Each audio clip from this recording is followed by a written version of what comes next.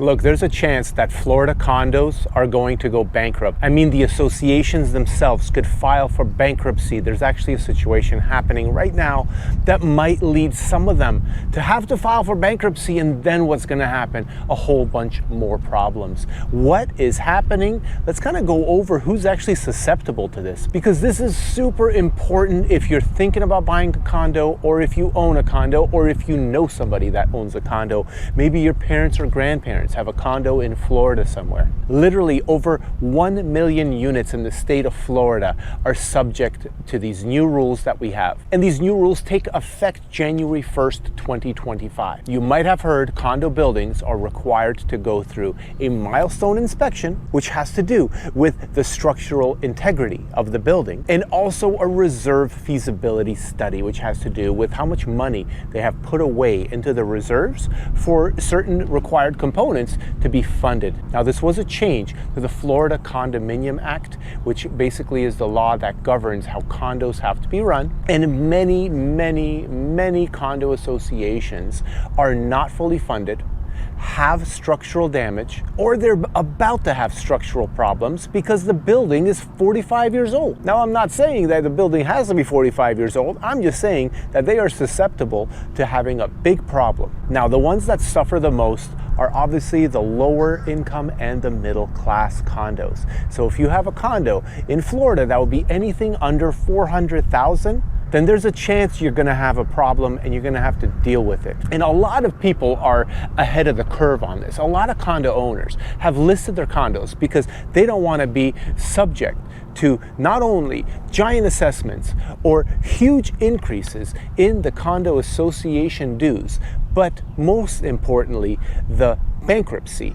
of the condo association, because there is no light at the end of the tunnel. Not every condo is going to be a victim, but I bet you anything, in the next 3, 4, 5 years, we are going to see a whole bunch, dozens of condo associations going through this bankruptcy process. And then, quite possibly, an investor is going to come in, buy it all out, tear down, and build new luxury condos, making condos even more expensive in Florida. One thing I will say is that the luxury condos are not really subject to these problems. Not because they're new, but a lot of them are new, but because people have the money. The luxury clientele has the money to pay the association fees, to pay the special assessments, to go and make the repairs, to whether it's the balcony that's starting to kind of get brittle, or whether it's the windows, or maybe redo the roof, or just the building's structural integrity might be compromised a little bit. They got the money. And by the way, my name is Maciek Zaremba. I am a real estate agent in Florida, and right now I am at Philippi State Park in Sarasota. Just sitting on the dock right here, so beautiful out here. Rain might be coming in real soon, so I'll try to make this quick. And as you can imagine, somebody's loss is usually somebody else's gain. With the lower class and the middle class condos that are old buildings, let's just call them from 1970 or before, a lot of people do not want to make the payments because the payments ends up being higher than the mortgage payment. And I'm talking about just the condo association dues. Now also, we have the special assessments. Most of the condo associations have gone through the milestone inspection and the reserve feasibility study. So they've already had the special assessment. And some cases, they said, hey, here's a special assessment, just pay it, 80 grand, 50 grand, 30 grand, 150 grand. I've seen it all. And then others say, put it on a payment plan. We have partnered with a lender and we have options for you if you can't afford it. Now, the thing is though, a lot of people are just determining that it's not worth it. It's not worth paying all that money because all of a sudden their condo that might be worth $400,000 has $150,000 additional payment. And now it's just not worth it for them. So some people say, let's dump it. They list it on the market, they try to sell it, but they're not the only ones, because when the letter gets sent to all the homeowners that, hey, you got to pay $150,000 or $30,000 or whatever it is, a lot of them say, yikes, I can't afford it. I'm 75, I'm on a limited income, I cannot afford it. So now they list it all at the same time, and guess what happens?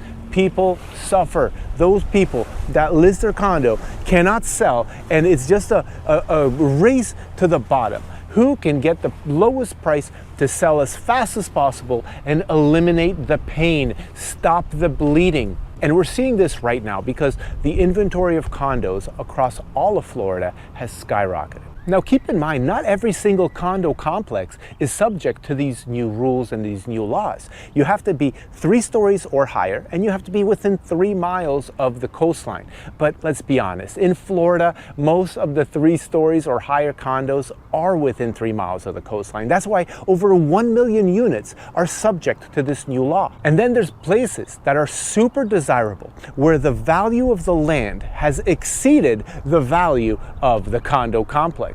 So what happens? Well, easy. We have the special assessment, then there's all these extra fees, people can't afford it, and a developer comes in and says, ooh, this is an opportunity for me to build luxury condos. And they take a look at how many units they need to buy out. They wait for the prices to keep dropping and dropping until the value of the land is more than the value of purchasing every single unit. And the thing is, they don't need to purchase every single unit. They just need to purchase majority of the units so that then they can start voting to their favor. And when I'm talking about voting, is voting on giant special assessments to kick everyone else out and keep the bleeding gushing. All right, that's what they want to do, because they want to acquire the rest of the units at the lowest possible price. In the meantime, they will rent, they will make money, they will keep it vacant, whatever they want to do, okay? Every investor is a little different. But if you have a building on Miami Beach, or a building on Siesta Key,